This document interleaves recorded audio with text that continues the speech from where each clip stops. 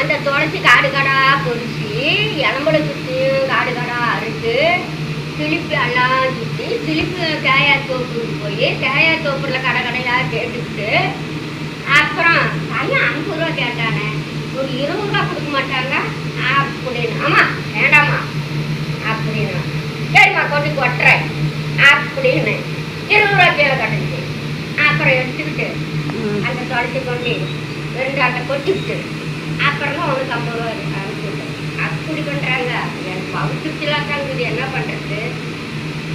அந்த வேலையை விட்டால் வேலை இல்லை எனக்கு. என்ன ரெகுலராக ஒரு கடையில் போடுறது ரெகுலராக அப்புறம் நம்ம அவங்க டைமுக்கு நம்ம கொடுக்க முடியாது துளசி. அப்புறம் ஒரு கடையில் இங்கே சந்தைப்பேட்டையில் போடுவோம் அவர்கிட்ட. அவர் நாளைக்கு கிளீனாக வேணும் பாரு, கிளீனான தோட்டத்துலேயே எடுத்து கொண்டு போகிறேன்.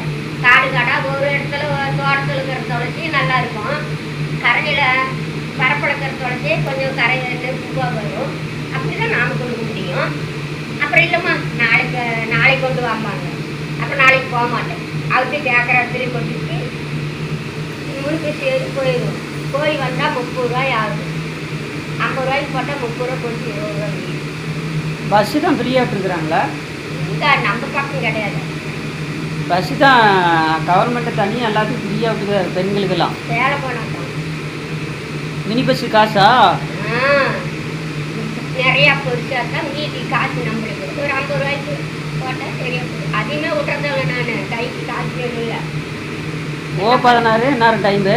என்ன O16 O16 16ஆ? அங்கேருந்து மணி 8:50க்கெல்லாம் வந்துடும் ஓமலூர்லேருந்து. வரிக்கு தொட்டுக்கலாம்.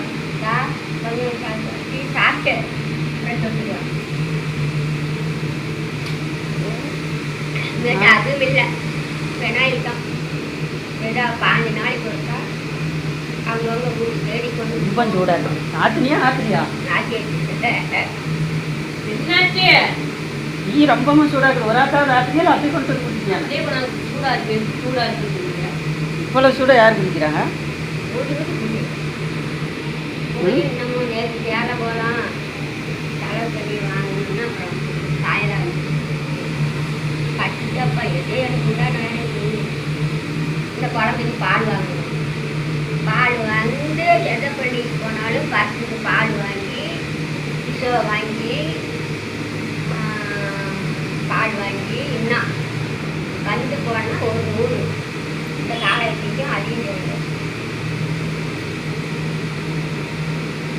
என்ன பண்ணுறது? ஒரு தொழில் தேடி போனால் தான் தெரியும்.